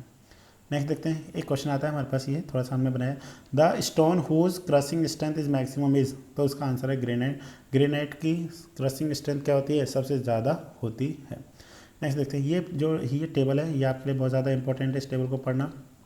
यहाँ पे हम लोग क्या देख रहे हैं, प्रॉपर्टीज़ ऑफ एग्रीगेट्स देख पा रहे हैं, प्रॉपर्टीज़ ऑफ एग्रीगेट्स है, और यहाँ पे हमारे पास क्या टाइप ऑफ टेस्ट है। तो फर्स्ट है हमारे पास क्रशिंग स्ट्रेंथ ऑफ एग्रीगेट्स, तो यहाँ पे कौन सा टेस्ट किया जाता है, क्रशिंग टेस्ट किया जाता है। और ये सारे डिटेल हमने ऑलरेडी आपको जो मॉड्यूल है हमारा जेई वाला उसमें हमने करा रखा है, जहाँ पे एग्रीगेट्स के जितने भी सारे टेस्ट हैं बहुत अच्छे से डिटेल्ड में हमने करा रखे हैं, ठीक है ना। तो वहाँ से आप पढ़ेंगे तो आपको बहुत अच्छे से समझ में आ जाएंगे। सिर्फ हमने यहाँ पे टेबुलर फॉर्म में स्टडी करना है, जो डायरेक्ट क्वेश्चन को देखते हम लोग सॉल्व कर सकें। क्रशिंग स्ट्रेंथ, क्रशिंग टेस्ट किया जाता है। हार्डनेस के लिए कौन सा टेस्ट किया जाता है, लॉस एंजल्स एब्रेशन टेस्ट किया जाता है, ठीक है ना। Los Angeles abrasion test hardness के लिए किया जाता है। टफनेस के लिए कौन सा टेस्ट किया जाता है, हमारे पास एग्रीगेट इम्पैक्ट टेस्ट हम लोग क्या करते हैं, यूज़ करते हैं, ठीक है ना। ड्यूरेबिलिटी या जो ये क्या होता है, साउंडनेस टेस्ट होता है, जो वेदरिंग से बचाने के लिए वेदरिंग इफेक्ट को हम लोग यहाँ पे क्या करते हैं, कंसीडर करते हैं। दो तरह के क्वेश्चन आते हैं, ड्यूरेबिलिटी या फिर वेदरिंग इफेक्ट के लिए हम लोग क्या करते हैं, साउंडनेस टेस्ट करते हैं। सेफ फैक्टर के लिए सेफ टेस्ट करते हैं। अब सेफ फैक्टर में हम लोगों को क्या पता करना पड़ता है, फ्लैकीनेस इंडेक्स, एलोंगनेशन इंडेक्स और एंगुलर नंबर, ये सब फाइंड करने पड़ते हैं, तो उसके लिए हम लोगों को सेफ टेस्ट करना होता है। नेक्स्ट है हमारे पास स्पेसिफिक ग्रेविटी एंड पोरोसिटी के लिए कौन सा टेस्ट किया जाता है, specific gravity test and water absorption test किए जाते हैं। जब आप एसी के प्रीवियस ईयर्स क्वेश्चन लगाएंगे तो वहाँ पे कॉलम मैचिंग के बहुत सारे क्वेश्चन आपको मिलेंगे, जो इस टेबल की हेल्प से बहुत सारे क्वेश्चन सॉल्व हो जाएंगे। नेक्स्ट है एडिशन टू बिटुमिन, इसमें क्या होता है, स्ट्रिपिंग वैल्यू ऑफ एग्रीगेट्स होता है। अब स्ट्रिपिंग वैल्यू ऑफ एग्रीगेट्स का मतलब क्या होता है, जब आपने देखा ना कोई भी एग्रीगेट है, ये हमारे पास एग्रीगेट है और इस एग्रीगेट को ऊपर क्या होता है, एक लेप होता है, या इसके ऊपर क्या होता है, बिटुमिन लगा हुआ होता है। जब ये वाटर के कांटेक्ट में जाता है तो आप देखते होंगे जब बहुत ज़्यादा वाटर के कांटेक्ट में होता है तो कुछ जगह से, कुछ पार्ट से जो बिटुमिन क्या है, हट जाता है। उसी को हम लोग क्या बोलते हैं, एडिशन टू बिटुमिन बोलते हैं। और स्ट्रिपिंग वैल्यू हम लोग क्या करते हैं, एग्रीगेट्स की पता करते हैं। तो जब भी हम लोग देखते हैं कि भाई 95% एरिया क्या होना चाहिए, कवर अप होना चाहिए by bitumen after rainy season, या वाटर में रहने के बाद, मतलब 5% ही एरिया ऐसा होना चाहिए पूरे मतलब एग्रीगेट का कि वहाँ से अगर बिटुमिन हट जाता है तो चल जाता है, जो उसकी परमिसिबल लिमिट है इस पर IRC, ठीक है ना, उससे ज़्यादा नहीं होना चाहिए। नेक्स्ट हम लोग देखिए, ये आपने देखा होगा Los Angeles abrasion testing apparatus है, ठीक है ना। ये इस मशीन में हम लोग क्या करते हैं, 10 to, इसमें हम जो एग्रीगेट लेते हैं वो एग्रीगेट कितना लेके चलते हैं, ध्यान देना, इसमें 10 to 15 kg हम लोग क्या करते हैं, एग्रीगेट लेते हैं, इसके अंदर फिल कर देते हैं। और इसमें क्या होती है, स्टील बॉल्स होती हैं, ठीक है, क्या होती हैं, स्टील बॉल्स होती हैं। फिर हम लोग क्या करते हैं, इसको रोटेट करते हैं 30 to 33 RPM जो इसमें रेट होता है, रोटेशन जो होता है वो 30 टू कितना होता है, 33 RPM। RPM का मतलब क्या होता है, रोटेशन पर मिनट से इसको रोटेट कराया जाता है। और टोटल रिवोल्यूशन जो होते हैं हमारे पास, ठीक है ना, टोटल रिवोल्यूशन जो है वो कितने हमारे पास 500 टू कितना होता है, 1000 होता है। फिर हम लोग क्या करते हैं, एक सीव होता है हमारे पास, वो सीव का भी आपको पता होना चाहिए। जो सीव होता है वो होता है हमारे पास 1.7 mm सीव होता है। जब हम लोग क्या करते हैं उसको 500 या 1000 उसको रोटेशन कंप्लीट करा लेते हैं, उसके बाद जो एग्रीगेट होता है उसको 1.7 mm सीव से क्या किया जाता है, पास किया जाता है। और फिर हम लोग देखते हैं कि कितना एग्रीगेट उस सीव से क्या कर जा रहा है, पास कर जा रहा है। जितना ज़्यादा एग्रीगेट क्या करेगा, पास करेगा, वो उतना ही क्या रहा होगा, वीक एग्रीगेट रहा होगा। किसके केस में, हार्डनेस के केस में, मतलब उसकी हार्डनेस क्या रही होगी, कम रही होगी। यहाँ पे दो तरीके का है, एक तो है एब्रेशन, ठीक है ना। एब्रेशन का मतलब होता है जो एग्रीगेट और स्टील बॉल में, जब आप रोड पे देखते हैं तो रोड पे आप क्या देखते हैं, वहाँ पे टायर होता है और क्या होता है, एग्रीगेट होता है। सेम फीलिंग हम लोग लैब में देखते हैं, मतलब वही चीज़ें हम लोग क्रिएट करने की कोशिश कर रहे होते हैं। तो इसलिए यहाँ पे स्टील बॉल को यूज़ किया जाता है। वहाँ पे क्या होता है, टायर होता है और क्या होता है, एग्रीगेट्स होता है। वो भी दो डिफरेंट मटेरियल्स होते हैं, ठीक है। तो ये जो टेस्ट किया जाता है Los Angeles abrasion testing machine, ये हम लोग हार्डनेस टेस्ट के लिए करते हैं, हार्डनेस टेस्ट ऑफ एग्रीगेट के लिए यूज़ किया जाता है। ये थोड़ा सा आपने डाटा याद रखना है, ये डाटा बहुत इंपॉर्टेंट है, ठीक है। 30 to 33 RPM, तो ठीक है, इस तरीके से ये सीव आपको याद रखना है। नेक्स्ट है हमारे पास एग्रीगेट इम्पैक्ट टेस्टिंग जो मशीन होता है, इसकी वजह से हम लोग क्या पता करते हैं, टफनेस ऑफ एग्रीगेट पता करते हैं। टफनेस ऑफ एग्रीगेट हम लोग क्या करते हैं, पता करते हैं। कि एग्रीगेट की टफनेस क्या है। अब ये किसके लिए होता है, सडन लोड अप्लाइड करते हैं। देखिए यहाँ पे हमारे पास जो हैमर है, इस हैमर को हम लोग क्या करते हैं, इस हाइट से इस ये मोल्ड है, इसके अंदर क्या भरा हुआ है, एग्रीगेट्स भरा हुआ है। इसमें एग्रीगेट जो फिल किया जाता है वो 3 लेयर्स में फिल किया जाता है। कितनी लेयर्स में, 3 लेयर्स में हम लोग इसमें क्या करते हैं, एग्रीगेट्स को फिल करते हैं। फिर उसके बाद जो हैमर है, ध्यान देना, इस हैमर से रिलेटेड जो भी चीज़ें आएंगी वो मैंने ऑलरेडी यहाँ पे लिखा रखी हैं, जो एग्जाम में काफ़ी बार पूछी जाती हैं। वेट ऑफ हैमर जो होता है 13.5 टू 14 kg के बीच में होता है। Free fall height of the hammer, किस हाइट से हम लोग इसको ड्रॉप करते हैं, वो होता है 380 mm और 38 कितना होता है हमारे पास, 38 सेंटीमीटर से हम लोग इसको क्या करते हैं, ड्रॉप करते हैं। फ्री फॉल हाइट हो गया। Number of blows of hammer कितना होता है हमारे पास, 15 होता है। मतलब इस हैमर को हमने इसके ऊपर कितनी बार गिराना होता है, 15 बार गिराना होता है। अगर आपको यहाँ पे मैकेनिकल एनर्जी भी पता करनी होती है तो वो आप ये भी पता कर सकते हो। उसके लिए सिंपल सा क्या करते हैं, जो मैकेनिकल यहाँ पे एनर्जी होती है, ये भी हमारे एग्जाम में क्वेश्चन बनते हैं। उसमें क्या करना है आपने, 14 kg मल्टीप्लाई कितना जगह, 38 सेंटीमीटर मल्टीप्लाई 15, इसको आप सॉल्व कर लीजिए। यहाँ से आपको एक डाटा मिल जाएगा, वो किस में मिलेगा, केजी इंटू सेंटीमीटर में आपको वैल्यू मिलेगी। तो इस तरीके से आप पता कर सकते हैं, ठीक है ना। तो पर्पज़ क्या था, टफनेस ऑफ एग्रीगेट्स फाइंड करना था। एपरेटस का नाम क्या था, इम्पैक्ट टेस्टिंग मशीन था। ये तीनों हमारे एग्जाम में पूछे गए हैं। Free fall height of hammer क्या होता है, वेट ऑफ हैमर क्या होता है, number of blows of hammer क्या होता है। ध्यान देना, number of blows of hammer क्या होता है। पर जब आप इस एग्रीगेट को फिल कर रहे थे ना, जब आपने इसको 3 लेयर्स में फिल किया था, तो हर लेयर पे हमने कितने ब्लोज लगाए थे, 25 ब्लोज लगाए थे। वो किससे लगाए थे, वो टैंपिंग रॉड से लगाए थे, ना कि इस हैमर से लगाए थे। ध्यान देना, इसको हमने 3 लेयर्स में फिल किया by help of tamping rod. Tamping rod से हम एक उस पर कितने लगाते हैं, 25, फिर सेकंड लेयर पर 25, फिर थर्ड लेयर पर 25। कंप्लीट हो गया हमारा मोल्ड एग्रीगेट से। फिर इस हैमर को इसके ऊपर कितना बार गिराया जाता है, 15 बार इसके ऊपर गिराया जाता है। 1 2 3 4 5 इस तरीके से 15 टाइम्स गिराया जाता है। उसके बाद हम लोग इस एग्रीगेट को क्या करते हैं, बाहर निकालते हैं। और जो ये एग्रीगेट होता है, इसको कितने mm सीप से पास कराया जाता है, 2.36 mm सीप से क्या किया जाता है, पास कराया जाता है। फिर उसके बेसिस पे हम लोग एग्रीगेट इम्पैक्ट वैल्यू क्या करते हैं, फाइंड करते हैं, जो W2/W1। अगर इसको परसेंटेज में पता करना होता है तो मल्टीप्लाई क्या कर देते हैं, 100 से कर देते हैं, तो AIB का वैल्यू आ जाता है। अब जब आप लोग पढ़ेंगे रोड पेमेंट्स में, तो वहाँ पे रहता है कि सरफेस कोर्स के लिए इसका वैल्यू कितना होता है, बेस कोर्स के लिए इसका वैल्यू कितना होता है, WBM रोड जो बना वाटर बोर्ड में कड़म बना रहे हैं उसके लिए क्या होता है, ठीक है। इस तरीके का जो भी है उसके एक रिलेटेड वहाँ पे आपको कुछ जो हमारा मॉड्यूल है उसमें आपको बहुत सारी चीज़ें मिल जाएंगी। एक एक पॉइंट को बहुत अच्छे से डिफाइन किया हुआ है, आप उसको पढ़िए वहाँ से अच्छे से, तो आपको अच्छे से क्लियर हो जाएगा, ठीक है। तो इस तरीके का हमारे पास होता है। अगर आपके मन में है कि सर ये एग्रीगेट के लिए हम लोग जो सीव यूज़ करते हैं, इस एग्रीगेट को 12.5 mm सीव से क्या कराया जाता है, पास कराया जाता है। तो जो है ये किससे होनी चाहिए, पासिंग थ्रू कितना होना चाहिए, 12.5 mm। और जो रिटेन है, ये रिटेन किस पे करता है, वो करता है हमारे पास 10 mm सीप पे ये रिटेन करता है, और 12.5 mm सीप से क्या करता है, पास करता है, जो एग्रीगेट ही है। और आफ्टर टेस्टिंग, मतलब आफ्टर जब हम लोग क्या करते हैं, इसको 15 बार गिरा देते हैं, फिर जो हम लोग सीव यूज़ करते हैं वो सीव होता है हमारे पास 2.36 mm सीव होता है, जिससे क्या किया जाता है, पास कराया जाता है। फिर उसके बेसिस पे W2 कौन सा वेट होता है, W2 वो वेट होता है जो 2.36 से पासिंग है, और W1 कौन सा होता है, जो इसके अंदर फिल किया गया था। तो इसके बेसिस पे हम लोग करते हैं।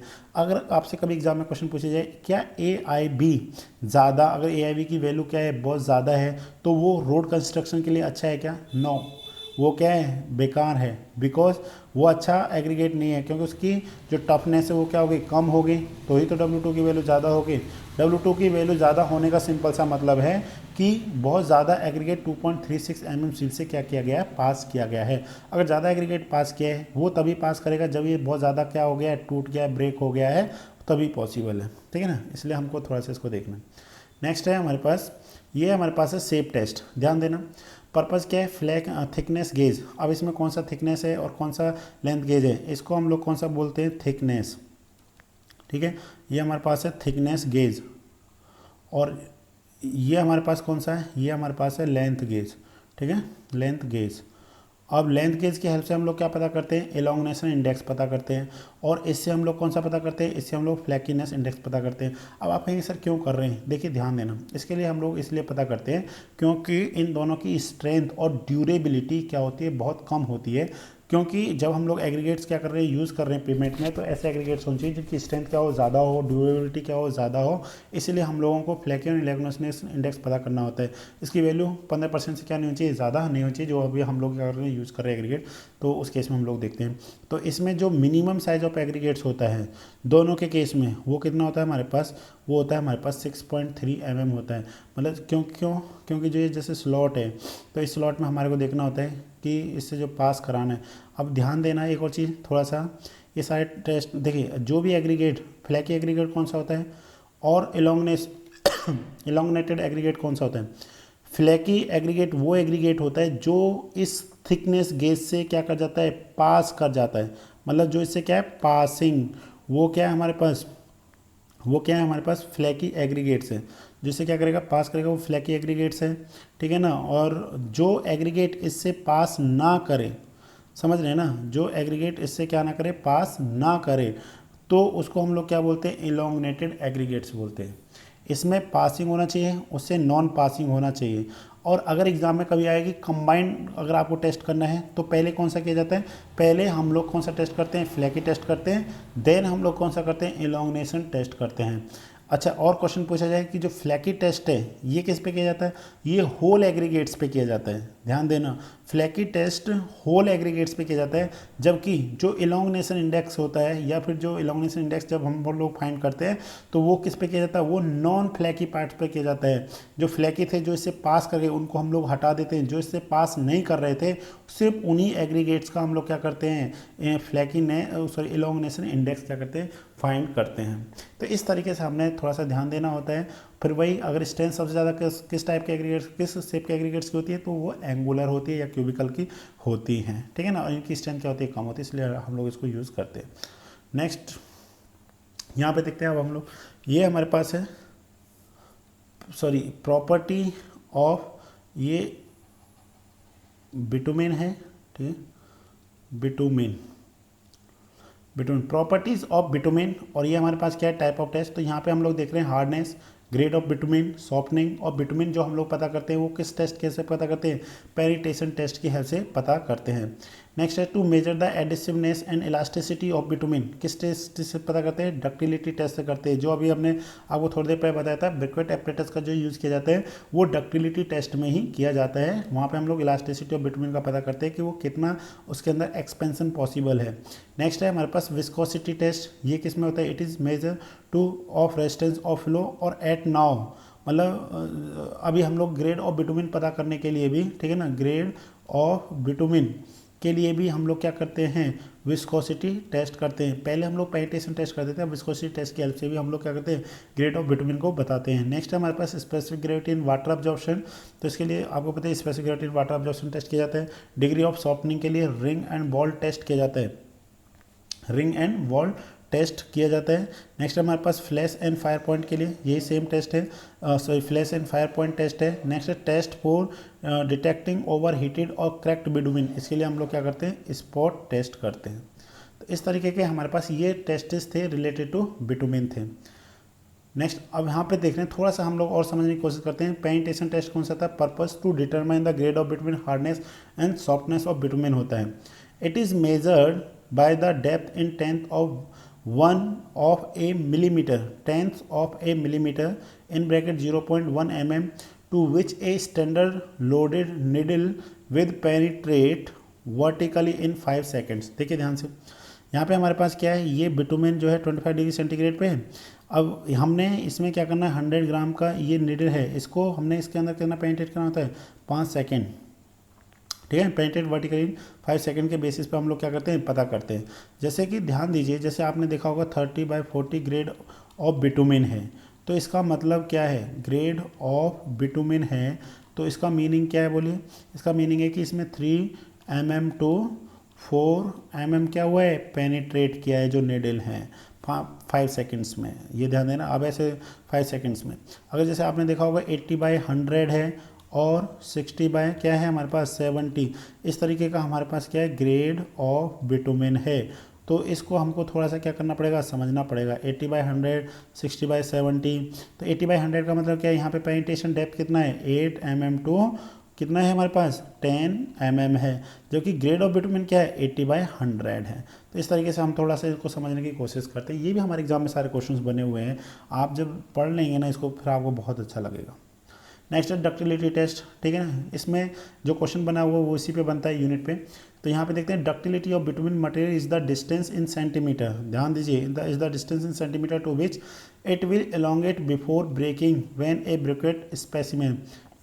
कौन सा ब्रिकेट स्पेसिमेन, मतलब जो एपरेटस यूज किया जाता है वो कौन सा होता है, ब्रिकेट एपरेटस होता है। Specimen of the material is pulled at a specified speed and at specified temperature पे होते हैं। पहले ये हमारे पास, अब हम लोग क्या करते हैं, एक को फिक्स रखते हैं और इसको इस तरीके से पुल करते हैं, खींचते हैं, और एक टाइम हमारे पास कैसा आता है, इस तरीके का आता है कि वहाँ पे वो पॉइंट ऑफ ब्रेक हो जाता है। तो हम लोग देखते हैं ये कितना एक्सपेंड किया है, तो इसी को हम लोग क्या बोलते हैं, डक्टिलिटी ऑफ बिटुमेन बोलते हैं। तो ये हमारे पास यूनिट किसमें, सेंटीमीटर में। नेक्स्ट है फ्लैश पॉइंट। अब इसमें जो एग्जाम्पल, ये क्वेश्चन जो आया था ये थोड़े दिन मतलब कुछ समय पहले आपने एक आरपीएससी में एक क्वेश्चन आया हुआ था, ठीक है ना, आरपीएससी मेंस में, सॉरी प्री में, आरपीएससी जो एसडीओ का एग्ज़ाम हुआ था एएन का, उसमें एक क्वेश्चन आया हुआ था। वहाँ पर पूछा गया था कि flash and fire point test के लिए कौन से ऑपरेटर्स का यूज़ किया जाता है। तो वो कौन सा था, पेंस्के मार्टिन ऑपरेटर्स का क्या किया जाता है, यूज़ किया जाता है। अब ये फ्लैश पॉइंट कौन सा है, it is the lowest temperature at which the vapor of a bituminous material momently takes fire in the form of a flash। मतलब देखिए थोड़ा सा समझिए इसको, फायर पॉइंट को, फिर मैं दोनों में डिफरेंस अच्छे से समझाऊंगा। It is the lowest temperature at which bituminous material ignite and burn under specific condition of test. यहाँ पे जब आप फ्लैश पॉइंट को देखेंगे तो इसमें जैसे एक टेम्परेचर, एक ऐसा पॉइंट आता है जिस पे जा कर के जो हमारे पास क्या है, वेपर्स है, उसमें क्या होता है, फायर, जो वेपर्स में फायर होता है, ठीक है, मतलब वेपर्स की फॉर्म में आता है, और वहाँ पे क्या होता है, फायर बहुत कम समय के लिए होता है, ना के बराबर होता है, ठीक है, मतलब फायर जस्ट स्टार्ट होने वाला होता है, ये कह सकते हैं। उसको हम लोग क्या बोलते हैं, फ्लैश पॉइंट बोलते हैं। जबकि यहाँ पे क्या होता है, यहाँ पे फायर होता है, मतलब उसमें क्या होती है, फायर होता है, बर्न करता है उस लोएस्ट टेम्परेचर पे। यहाँ पे तो स्टार्ट ही था, करने वाला था, और यहाँ पे क्या है, हो चुका है, मतलब वो बर्न हो रहा है। तो इसलिए फायर पॉइंट, अब एग्जाम में ये पूछा जाए कि फायर पॉइंट ज़्यादा होता है या फ्लैश पॉइंट ज़्यादा होता है, तो ऑब्वियसली फायर पॉइंट, मतलब वो टेम्परेचर ज़्यादा है, जिस फायर पॉइंट पे टेम्परेचर क्या होता है कम, फ्लैश पॉइंट के कंपेरिजन में क्या होता है, ज़्यादा होता है, ठीक है। तो इसलिए थोड़ा सा इसको हमने समझना। तो फायर पॉइंट है, इसका जनरली जो टेम्परेचर होता है वो 175 डिग्री सेंटीग्रेड है। जो फ्लैश पॉइंट है जहाँ पे जस्ट उसमें क्या होता है, बर्न, इस तरीके से बर्न करना, वो जस्ट क्या करता है, स्टार्ट करता है। फायर पॉइंट पे वो क्या करता है, पूरा बर्न कर रहा होता है 5 सेकंड के लिए। नेक्स्ट है हमारे पास ring and ball test. Purpose क्या है, use to determine the softening point of bitumen asphalt and coal tar. इन सब के लिए हम लोग क्या करते हैं, रिंग एंड बॉल टेस्ट का यूज़ करते हैं। इस तरीके का हमारे पास एपरेटस होते हैं। पहले इसमें क्या होता है, बिटुमेन रहता है, फिर धीरे धीरे इसको हम लोग क्या करते हैं, टेम्परेचर के साथ में हम लोग देखते हैं, ये थर्मामीटर है, ये टेम्परेचर को काउंट करता है और देखते हैं किस टेम्परेचर पे जा करके ये इसमें से जो ये यहाँ पे रिंग होती है, इसमें से ये पूरा क्या कर जाता है, इसके अंदर से पास कर जाता है। जिस टेम्परेचर पे पास करता है उसको हम लोग क्या बोलते हैं, और वो किस एपरेटस की हेल्प से करते हैं, रिंग एंड बॉल एपरेटस की हेल्प से करते हैं। अगर हार्ड बिटुमेन है तो उसके लिए क्या होगा, ज़्यादा टेम्परेचर की जरूरत पड़ेगी। अगर सॉफ्ट बिटुमेन है तो उसके लिए लेस टेम्परेचर की ज़रूरत पड़ेगी। नेक्स्ट हमारे पास विस्कोसिटी ऑफ बिटुमेन। पर्पज़ क्या होता है, to find resistance of flow, ठीक है। तो इसके लिए हम लोग क्या करते हैं, विस्कोसिटी टेस्ट करते हैं। यूनिट हमारे पास क्या होता है, मीटर स्क्वायर पर सेकंड होता है। यूनिट जो है मीटर स्क्वायर पर सेकंड है।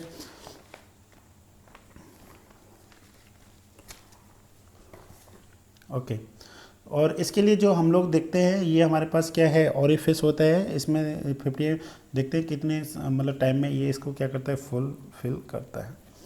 अब विस्कोसिटी इन पॉइज अगर हम लोगों को पता करना होता है, ठीक है ना, विस्कोसिटी इन पॉइज अगर हमको पता करना होता है, पॉइज अगर हमको क्या करना है, पता करना है, तो ये होता है हमारे पास 100 प्लस माइनस 20 इंटू क्या होता है, वी के इक्वल होता है। जैसे कि हम लोग क्या करते हैं, Vg30 का जनरली क्या करते हैं, यूज़ करते हैं, ठीक है ना। वेलोसिटी ग्रेड ऑफ 30 जो है, विस्कोसिटी ग्रेड 30 जो है, तो अगर इसका हमने विस्कोसिटी पता करना है इन पॉइज में, तो इसका रिजल्ट किसके इक्वल आ जाएगा, देखिए 100 प्लस माइनस 20 मल्टीप्लाई किसके इक्वल हो जाएगा 30 के इक्वल हो जाएगा। वीजी मतलब वीजी जो यहाँ पे इसका इस नंबर के साथ मल्टीप्लाई कर दीजिए तो ये हो जाएगा 120 मल्टीप्लाई 30, ठीक है, 2 कितना हो जाएगा 100 माइनस 20 कितना हो गया 80 मल्टीप्लाई 30। तो ये हमारे गेट में भी क्वेश्चन आया हुआ है 1 नंबर का, तो इसलिए हम लोग इस क्वेश्चन कर सकते हैं। 3600 डिग्री सेंटीग्रेड टू कितना हो जाएगा 2400 डिग्री सेंटीग्रेड नहीं आएगा, मतलब 3600 टू 2400 आएगा। ये किस में, ये पॉइज में है। विस्कोसिटी जो डायनेमिक विस्कोसिटी होती है, काइनेमेटिक विस्कोसिटी होती है, तो उसका जो डायनेमिक विस्कोसिटी का यूनिट होता है वो किस में होता है, सीजीएस में पॉइज होता है। और जबकि और जो हमारे पास क्या होता है काइनेमेटिक होता है उसका क्या होता है स्टोक्स होता है। तो पॉइज में अगर हमको पता करना है किसी भी ग्रेड ऑफ बिटुमिन का तो हम लोग यहाँ से क्या कर सकते हैं, पता कर सकते हैं। VG10 के लिए, VG20 के लिए, VG30 के लिए 4 ही ग्रेड होती है हमारे पास। तो कौन कौन सा है, VG10 है, VG20 है, VG कौन सा है 30 है, और VG कौन सा है 40 है। ये 4 ग्रेड है हमारे पास। इन 4 ग्रेड को हम लोग क्या कर सकते हैं, पता कर सकते हैं विस्कोसिटी इन पॉइज में।